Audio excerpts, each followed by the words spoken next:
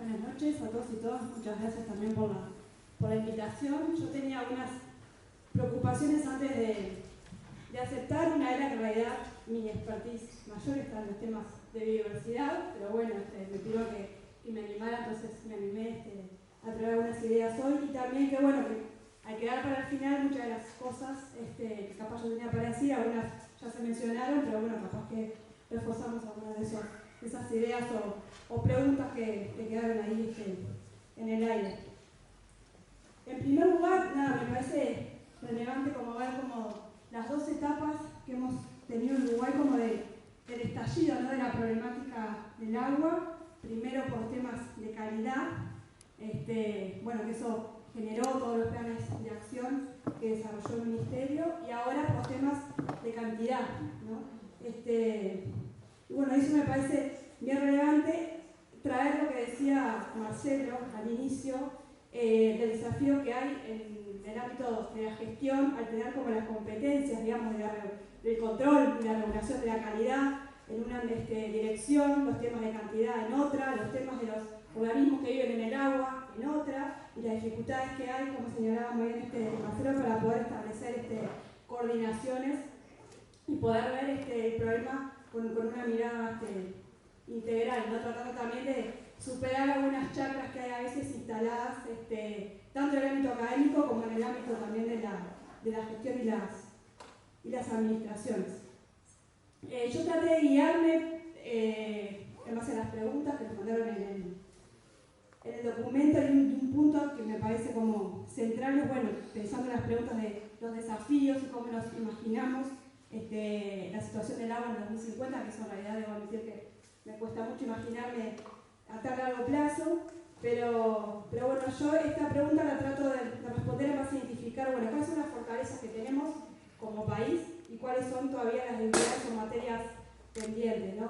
Y dentro de las fortalezas también identifico algunas cosas que ya se mencionaron, como bueno, tenemos reconocido el derecho al agua dentro de la Constitución. Tenemos una buena política nacional de aguas, tenemos un plan de aguas que fue elaborado de forma participativa y que integra programas para abordar los temas del agua en sus múltiples dimensiones. Tenemos un montón de conocimientos generados, sabemos mucho acerca de los recursos hídricos, por más que también nos falta todavía saber algunas cosas más, pero hay conocimiento suficiente para poder avanzar en el diseño de políticas. Y tenemos también, que me parece muy relevante, también como marco de gestión, la cuestión de la integralidad, ¿no? Mirar los temas del agua con enfoques integrales, ¿no? Que eso me parece que es bien importante, justamente que eso nos ayude a tender a empezar a mirar el problema de calidad y cantidad de forma conjunta y no como elementos separados. Eso como algunas de las fortalezas, también señalando que tenemos un código de agua que establece regulaciones para el uso del agua desde hace mucho tiempo, que eso también me parece parte de los avances, ¿no? Por otro lado, yendo a las debilidades, también en el ámbito normativo, nos falta avanzar en la reglamentación de algunos aspectos del Código de Agua, y creo que la discusión del canon del agua es algo que tiene este país pendiente hace mucho tiempo, que desconozco la razón por la cual no se pudo avanzar en años anteriores, pero me parece fundamental para avanzar en esa discusión, sobre todo porque es una forma de que los beneficios, ¿no?, que reciben algunos por el uso del agua también puedan ser distribuidos al resto de la población en forma de políticas, ¿no?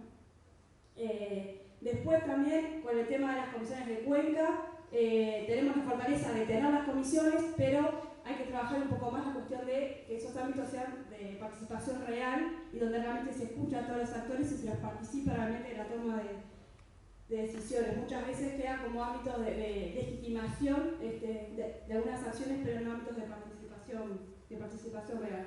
En los temas de conocimiento, por ejemplo, para poder implementar, tenemos un decreto de caudales ambientales, que fue una de las consecuencias de aprobar la ley de riego. Entonces, bueno, se reglamentó, digamos, que tenga que haber caudales ambientales para los diferentes aprovechamientos, pero bueno, todavía falta avanzar ahí en mayor conocimiento para poder determinar los caudales ambientales para pensar en el mantenimiento de algunos ecosistemas clave, ¿no? Que eso ahí todavía nos falta mucho. Después también, como otra, una idea que me vino ahora, creo que mientras escuchaba, no sé si fue a Milton, que está bien, pensamos mucho en cómo traer nueva tecnología para mejorar los procesos de potabilización, pero no pensamos en cómo podemos invertir en restaurar la naturaleza para que el proceso de potabilización nos pueda salir un poco más barato, ¿no? Entonces creo que ahí está bien, hay que traer más tecnología, pero también hay que pensar en cómo invertir en restauración para que los propios ecosistemas naturales, digamos, puedan contribuir a mejorar esos procesos y hasta abaratarlos, ¿no? ¿Qué cosas también nos faltan? Cuando pensamos en cualquier emprendimiento que vaya a hacer un uso del agua, pensarlo en su contexto y pensar en innovaciones ambientales que sean estratégicas, ¿no? Y que tengan en cuenta todos los aprovechamientos actuales antes de seguir autorizando tomas o pozos o nuevos embalses. Bien, y acá traigo algunas cuestiones de grandes emprendimientos, digamos, que están arriba de la mesa y que me parece que pueden afectar la compatibilización de los usos de agua, ¿no? Que se mencionaba hoy, bueno, el agua para, en primer lugar, para consumo de agua potable, saneamiento, para el uso productivo, para el uso industrial y también para la generación de energía. Y tenemos en la actualidad, por ejemplo, en plena discusión el tema de la hoja de ruta del hidrógeno verde, que eso va a demandar un uso intensivo del agua para la producción de energía y que quizás ni siquiera esa energía se vaya a utilizar en el país, sino que se está empezando a exportar esa energía porque hay mucha demanda de la Unión Europea que la necesita. Entonces, también quizás puede ser una solución de futuro para que el país pueda generar mayores ingresos, que lo pueda volcar en políticas sociales, pero también hay que pensar eso a costo de qué es y para satisfacer las demandas de quiénes, ¿no? Eso me parece relevante. Lo mismo con el proyecto que se mencionó de Google, del data center. Bueno, acá yo tengo el dato que está estimado que va a consumir una cantidad de agua similar a un consumo diario de 55.000 personas. Bueno, también ahí ver cómo eso se compatibiliza con las otras necesidades y si eso se está teniendo en cuenta al momento de otorgar las autorizaciones, ¿no? Bueno, el tema de UPM, también yo pensaba en estos días cuando se discutió UPM, se tenía que tener en cuenta, digamos, un caudal mínimo del Río Negro para que la planta UPM pudiera usar el agua y después volcar los efluentes, ¿no? Y bueno, y ahora con estos temas de sequía, que quizás son cada vez más frecuentes, hay que ver realmente si las estimaciones que hicieron en ese momento para dar las autorizaciones también no hay que pensarlas con nuevos escenarios de más largo plazo.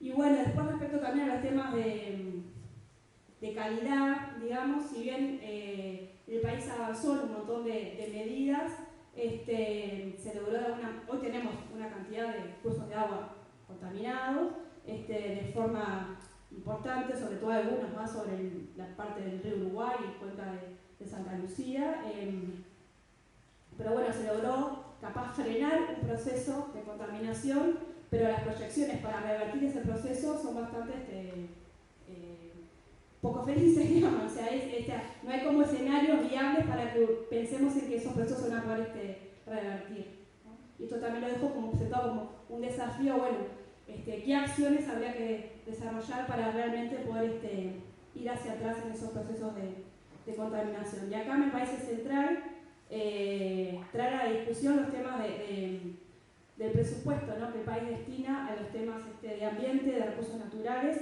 comparado también con lo que se destina, por ejemplo, para el desarrollo productivo. No se trata de contraponer una cosa versus la otra, pero sí de reconocer, digamos, que hoy en día, por ejemplo, el Ministerio de Ganadería, Agricultura y Pesca tiene un presupuesto 10 veces mayor al que tiene el Ministerio de Ambiente, ¿no? Entonces también, a veces, ¿cómo podemos hacer para exigir algunos cambios, algunas transformaciones, algunas políticas, si no dotamos a los ministerios que están encargados de eso para que las puedan desarrollar y, como se mencionaba, para que puedan tener recursos humanos capacitados y poder hacer inversiones y que no dependan de proyectos de cooperación internacional, que es algo que pasa mucho en la gestión ambiental. Dependemos de donaciones del Fondo Mundial para el Medio Ambiente, del BID, del Banco Mundial, porque no hay asignación de recursos presupuestales propios del país para avanzar en esos temas. Hay muchos problemas respecto a el control. Tenemos quizá también se mencionó, buen marco normativo, pero no tenemos capacidad para controlar la aplicación de ese marco normativo. Quedó evidenciado con la denuncia que hubo ahora,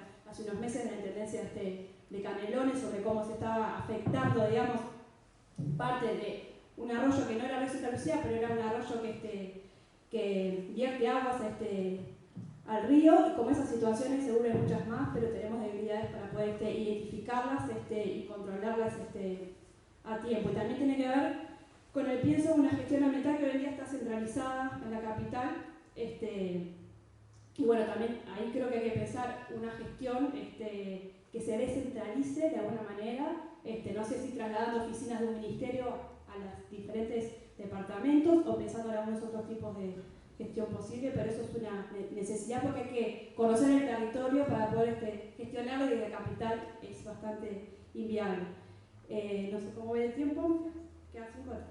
Lo otro que me parece importante traer, que no está centrado solo en el tema del agua, pero creo que el principal desafío está en el modelo de desarrollo, ¿no? Y hay una pregunta que nos planteaban que era: ¿será posible ampliar la producción minimizando los impactos de los ecosistemas? ¿No? Y yo acá decía, bueno, me pregunto si es necesario ampliar la producción, ¿no? Porque capaz que todavía nos hacemos esa pregunta. Pensamos en que sí o sí hay que ampliarla, y quizá lo que hay que pensar es que capaz no hay que producir más, sino hay que producir mejor y producir de otra manera, ¿no? Y acá también me parecía importante traer, digamos, algunas reflexiones, por ejemplo, de Alberto Gómez, que es miembro de la red de agroecología, que hizo un trabajo para poder ver, bueno, a ver, ¿a qué estamos alimentando? De alguna manera, ¿no? Está esos comentarios de que el Uruguay le da a comer a 30 millones de personas y que el desafío es llegar a darle a comer a 50 millones de personas, ¿no? Y más allá de discutir esas cifras, si están bien o mal calculadas, me parece que la pregunta más relevante es, bueno, pero esos alimentos que generamos, ¿para quiénes son? ¿Son para contribuir con el objetivo de disminuir el hambre en el mundo, o a dónde va? ¿No? Y me parece que eso también es bien relevante cuando pensamos en el que, bueno, hay que producir más, ¿y cómo hacemos para producir mejor? No, bueno, la pregunta es, ¿hay que producir más? Capaz que hay que pensar en cómo redistribuir mejor y no necesariamente en seguir produciendo. Lo mismo con el tema de la energía, ¿no? Cuando traemos esto del hidrógeno verde, Uruguay no tiene problemas energéticos, gracias también a los cambios en la matriz energética que se desarrollaron en los últimos años, y ahora podemos pensar en producir energía para vender a otros países. Bueno, también ahí, cuando pensamos eso, pensar, bueno, ¿a quién se la vamos a vender y para cubrir qué tipo de necesidades? Más allá de que obviamente el país necesita seguir por el camino del desarrollo, bueno, pensar de qué manera queremos transitar esos caminos, y si no hay alternativas viables para poder sortear estos desafíos que tenemos hoy, tanto con el tema del agua, pero también con otros recursos naturales y con el ambiente en general. Y me parece que la dejo por ahí porque está capaz que hable muy rápido. Un comentario más respecto a que traje unos datos, capaz que si tengo tiempo, mencionar respecto a los temas de la producción de alimentos, ¿no? La concentración que existe hoy a nivel de la producción de alimentos en todas las etapas, digamos, ¿no? Desde las empresas que controlan las semillas, los insumos, hasta las empresas que controlan los supermercados, ¿no? Hay algunos datos que encontré por acá que son recientes, por ejemplo, las 6 principales empresas de semillas controlan el 58% del mercado a nivel global, ¿no? A nivel de agroquímicos, las 6 principales empresas controlan el 78% del mercado. Después, por ejemplo, a nivel de la comercializadoras de cereales a nivel global, 4 empresas controlan entre el 70 y el 90% del mercado. Y a nivel de supermercados, las 10 principales empresas controlan el 11% del gasto mundial de los consumidores. Entonces, bueno, también cuando me parecía importante traer estos datos, que es parte del contexto global en el cual Uruguay está inserto como país productor de alimentos, y vinculando a esas reflexiones también que hacía Marcelo de pensar en temas de soberanía, y que si bien estamos en un modelo de desarrollo global capitalista, pensar, bueno, qué alternativas tenemos para de alguna manera poder generar alternativas que nos permitan tender hacia otros modelos de desarrollo y zafar como de alguna manera lo más que se pueda de esta lógica de concentración y acumulación de capital. La dejo por ahí, te dejo acá. Gracias. Bueno, buenas noches, gracias a Siembra por la invitación y bueno, un placer estar acá con Ana Laura compartiendo el panel. Quizás hablar un poco de cómo pensamos cuando concebimos la reforma constitucional del 2004, cómo pensamos, digamos, que debíamos defender nuestro derecho humano al agua. Y ahí en ese momento, si bien nos preocupaba profundamente todos los procesos de privatización que se avecinaban y los que ya existían, ¿no es cierto?, y la necesidad de revertir los procesos de privatización existentes, pero también las amenazas que se venían, entendimos desde un primer momento que también era necesario garantizar el cuidado del agua en los territorios. Entendimos que era fundamental no solo garantizar que el agua no se privatizara, sino que garantizar que el agua fuera cuidada, que el agua de calidad fuera un derecho y que por lo tanto era necesario una política que permitiera eso. Entonces, desde un principio, en la reforma constitucional, que vale la pena leerla una y otra vez, planteamos la necesidad del ordenamiento del territorio, de la conservación y protección del medio ambiente y de la restauración de la naturaleza a la que hacía referencia Ana Laura antes. O sea, la importancia de restaurar ecosistemas, de restaurar territorios que habían sido afectados. También hablamos de la gestión sustentable solidaria con las generaciones futuras y la importancia de preservar el ciclo hidrológico considerando un asunto de interés general. También hablamos de la participación, que ahora estamos una y otra vez defendiendo, ¿no es cierto?, el derecho a la participación en todas las instancias de planificación, de gestión y de control de los recursos hídricos. También se definieron cuáles eran las prioridades en términos de uso del agua y la necesidad de garantizar el acceso a la población para el consumo humano, ¿no es cierto? Esto que se planteaba hoy con el agua, ¿para qué y para quién, digamos, ¿no? Y cómo garantizamos que las decisiones políticas en ese sentido sigan la orientación que trazamos en la reforma constitucional. Obviamente se planteó que la prestación del servicio de agua potable y saneamiento debía ser prestado solo por personas jurídicas estatales, que es lo que estamos peleando hoy frente al proyecto Neptuno, y también que era necesario anteponer las razones de orden social a las de orden económico. Hablamos, ¿no?, de que se trata de la importancia de defender las aguas superficiales, subterráneas, que están todas integradas en el ciclo hidrológico y que conforman un recurso unitario subordinado al interés general y que hace parte del dominio público estatal. De nuevo, la importancia de que el agua no sea privatizada y también una visión integral del agua. Hoy se nos habla de la crisis climática y cómo la crisis climática provocó efectos, ¿no es cierto?, en el agua. Y esto en realidad ya sabíamos, porque en realidad sabíamos que la crisis climática es sumamente grave a nivel mundial, que está teniendo efectos en todos los países del mundo, pero con efectos más graves, ¿no es cierto?, en el sur global, por muchas razones, tanto por las características de nuestros países geográficas, pero también por los recursos de los que disponemos para hacer frente a la crisis climática. Entonces sabíamos que si bien es una crisis que fue generada principalmente por el norte global, por las grandes empresas transnacionales y por las poblaciones más ricas, en realidad está teniendo un impacto muy fuerte en el sur del mundo que compromete y vulnera derechos humanos fundamentales. Eso lo sabíamos. Y sabíamos que está muy relacionada la crisis del agua con la crisis climática, con la crisis de la biodiversidad, con la crisis alimentaria. Son crisis sistémicas que están interrelacionadas, que no se pueden separar, y cuando pensamos en enfrentar una, en resolver una, tenemos que pensar en todas al mismo tiempo. Tenemos que tener una visión integral de las crisis y entender las causas estructurales de esas crisis. Hay unas causas estructurales que hoy se pretenden ignorar para seguir con este sistema centrado en el lucro a cualquier precio, a cualquier costo, en la concentración de la riqueza y en la negación absoluta de los derechos fundamentales y de la justicia. Entonces, eso es importante traerlo hoy. Porque hoy que vemos cómo la crisis climática tiene un efecto, ¿no es cierto?, en las fuentes de agua, es necesario también ver que eso es un efecto que se suma a otros impactos que han sufrido nuestras fuentes de agua.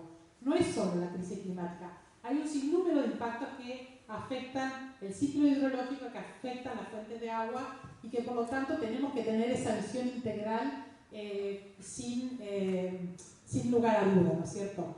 Y además porque las crisis en realidad lo que llevan es a reproducir la injusticia, que es lo que estamos viendo hoy. Si en realidad frente a la crisis no adoptamos políticas y soluciones que realmente nos lleven a una situación de mayor justicia, si dejamos que sea el mercado el que responda a la crisis, necesariamente se va a dar una situación de injusticia, como vemos hoy. Si la solución que nos proponen es el agua embotellada, obviamente hay gente que no va a poder acceder al agua potable, a un agua de calidad, y por lo tanto el derecho humano al agua está siendo negado.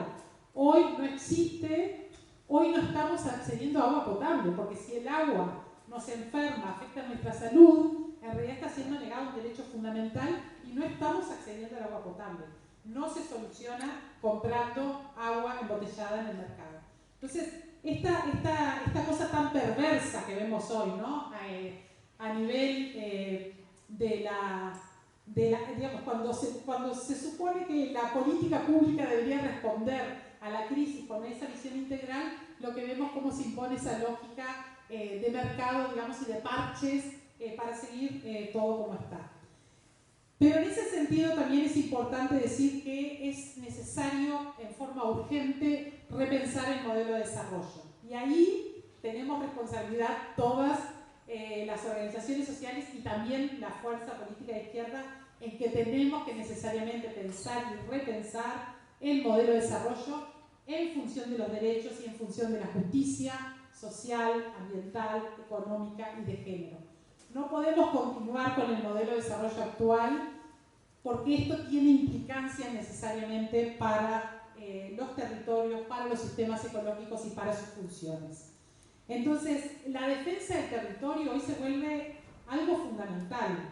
Necesitamos lograr adaptarnos a la crisis climática, necesitamos construir resiliencia, necesitamos garantizar la soberanía alimentaria, que como decía Ana Laura, no pasa por producir más soja y más eucaliptus. En realidad la soberanía alimentaria requiere reafirmar la producción agropecuaria familiar, agroecológica. La producción agropecuaria familiar es la que produce alimentos a nivel mundial.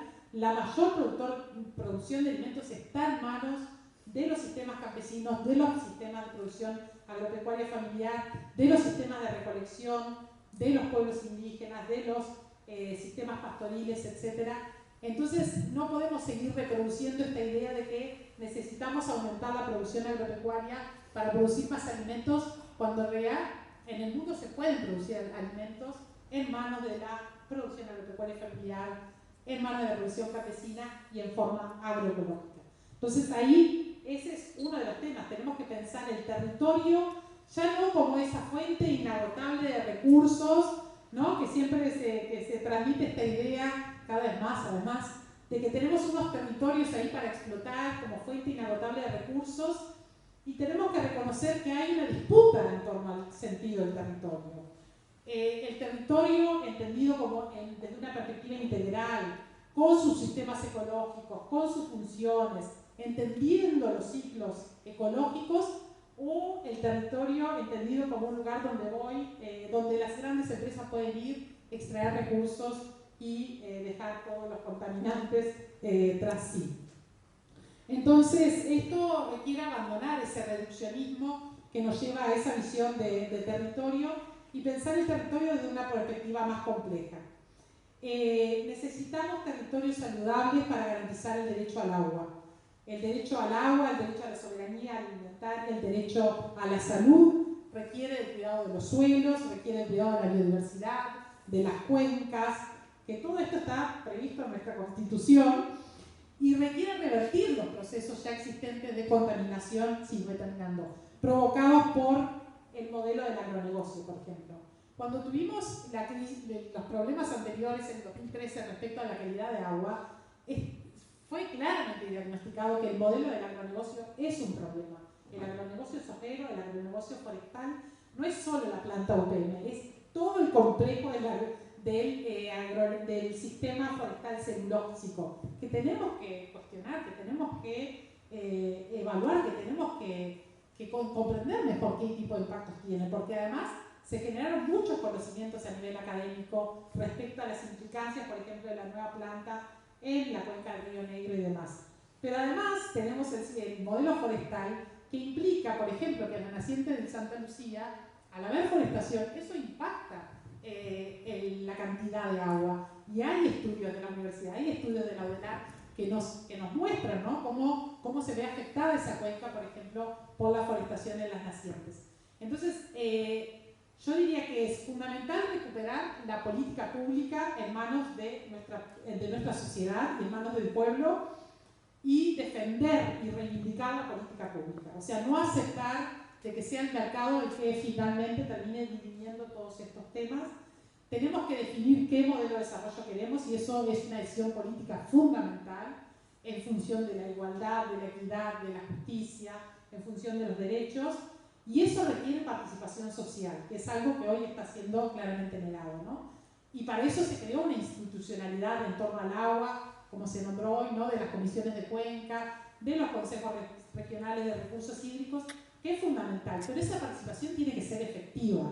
Esa participación significa información que debe ser proporcionada adecuadamente y toma de decisiones, participación en la toma de decisiones, no el mero show que pretende ser consulta, pero que no es realmente participación real. Y esto es lo que estamos denunciando, por ejemplo, en torno al proyecto Neptuno, que es otra razón por la que viola la Constitución. Viola la Constitución porque hay un proceso de privatización del servicio de agua potable, pero además fue concebido y llevado adelante sin ningún tipo de participación. Y hoy las medidas que se están tomando tampoco cuentan con participación de la sociedad. Entonces, el tema de la participación social tiene que ser una bandera de parte nuestra. Tenemos que exigir y construir y reivindicar la política pública, reivindicar la toma de decisiones políticas con participación social.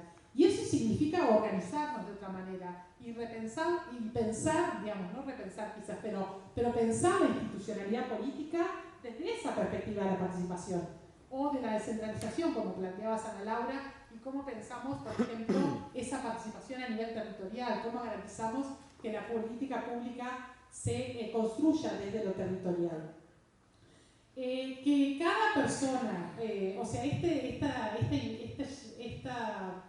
propuesta o este planteo que hoy tenemos frente a la crisis brutal que enfrentamos, de que cada quien se haga cargo de solucionar el problema del agua potable y si tenemos problemas de salud, que muchas de nosotros tenemos, compremos agua si podemos y si no, se verá, es algo que como sociedad tenemos que salir a la calle y resistir y negarnos profundamente a aceptar semejante cosa. O sea, una vez más nos vienen a imponer esta lógica de que cada quien se arregle y sálvese quien pueda, porque el Estado no está dispuesto, o quienes administran el Estado no están dispuestos a asumir la responsabilidad que conlleva administrar el Estado. Entonces, ese tema me parece que tiene que ser un tema que realmente nos llame a indignarnos y a movilizarnos socialmente, reconociendo que hay que ir muy profundo, reconociendo que tenemos que repensar el modelo de desarrollo, que tenemos que pensar hacia dónde vamos. El agua es un recurso estratégico, lo que decía Ana Laura me parece clave. Los nuevos proyectos tienen que ser evaluados en función de cómo afectan el agua, cómo afectan la biodiversidad, cómo afectan desde el punto de vista del cambio climático, cómo afectan en términos de derechos en general. Y entonces esos proyectos tienen que ser evaluados. El data center de Google tiene que ser evaluado y todos los proyectos que se planteen, claramente el hidrógeno verde, Tiene que haber un debate nacional en torno al tema del hidrógeno verde. ¿Es realmente una opción para la transición? ¿Hace parte de un proyecto de transición justa? ¿Bajo qué condiciones? Porque hay más y más proyectos privados. Ahora la lógica que hay frente al hidrógeno verde es proyectos privados de grandes empresas, ahora también las de celulosa, ¿no? Tienen proyectos de hidrógeno verde. Entonces esto se va a multiplicar mediante proyectos que generan muchísimas ganancias, pero que atentan contra los derechos de la población. Entonces, bueno, debate en profundidad. Los territorios tienen que ser repensados, tenemos que defender los territorios. Es una cosa que está pasando en todo el país. Hay organizaciones en todo el país que están defendiendo el territorio. Hay productores y productoras que están avanzando en la construcción de otra forma de producir, como la agroecología, que sí respeta el agua, que no contamina el agua. Por supuesto usa agua, pero no contamina el agua de la manera que contamina la agricultura industrial. O sea que hay opciones y se están construyendo en nuestro país y hay mucho por hacer aún. Pero reivindiquemos la política en manos de la sociedad, reivindiquemos la toma de decisiones y para eso toca organizarse, digamos, ¿no? Entonces somos conscientes de que así como nos organizamos para llevar adelante el plebiscito del agua, como nos estamos tratando de organizar para impedir que se lleve adelante el proyecto Neptuno, tenemos que continuar organizados en la defensa del territorio y para pensar ese proyecto de país que finalmente queremos construir y en el que el agua es un elemento fundamental para la vida, como claramente está plasmado en nuestra Constitución. Gracias.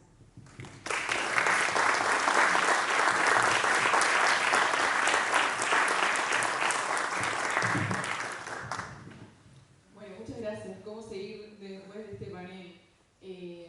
Con las palabras de Karim y con Laura también, invitarlas a participar del grupo de defensa que vamos a seguir trabajando en función de lo que hoy estos paneles nos han presentado. Vamos a seguir profundizando en el agua como un recurso estratégico y también aprovecho a invitarlos también al grupo de ambiente que estamos funcionando en Siembra. Ya se pueden contactar con quien les haya llegado la invitación o bueno, después pasamos el número de Siembra para contactarse porque nuestra idea es poder seguir debatiendo, seguir profundizando en estos debates y bueno, están invitados e invitadas a participar.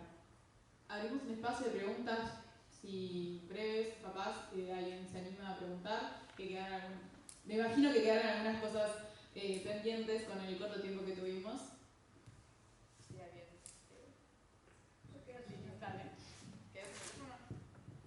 Creo que sí. Tratando de articular la mesa anterior y esta, primero señalar que me parece que desde mi punto de vista aquí las compañeras desarrollaron una visión más amplia que ubica el tema del agua. Primero, en realidad, más que un recurso estratégico, el agua es esencial para la vida. O sea, sin agua no hay vida. O sea, es algo, a mí cuando vi el título me resultó un poco molesto porque si es estratégico o no, no importa, es esencial para la vida. Además es estratégico, pero primero es eso. Y esa conciencia no está planteada. Mi pregunta, en realidad, no sé si es para las dos mesas, no sé cómo, tiene que ver con cómo, qué centralidad tiene los aspectos ambientales desde esta mirada de sostener la vida en un mundo capitalista, depredador, que le plantea la guerra a la vida. Entonces, me pregunto, porque esta es una pregunta para las fuerzas políticas progresistas, porque en los 15 años de gobierno del Frente Amplio, personalmente y colectivamente, no sentimos la prioridad de una agenda ambiental sostenible, más allá de las palabras, más allá de poner desarrollo sostenible, que es una fórmula que va desde el Banco Mundial a cualquier organismo centrado en una idea de crecimiento. Me parece que lo que Ana Laura planteaba, hacerse la pregunta, ¿qué es lo que hay que producir? ¿En qué? ¿Hay que crecer crecer el PBI con UPM exportando, produciendo para el mundo. ¿Qué es eso? Entonces, me parece que ese debate, mi pregunta es, ¿cómo se inserta estas cuestiones en el debate más allá de lo actual, que rompe los ojos, que el agua está salada? Y no solo eso, que está salado todo. Pero bueno, eso es un poco la pregunta.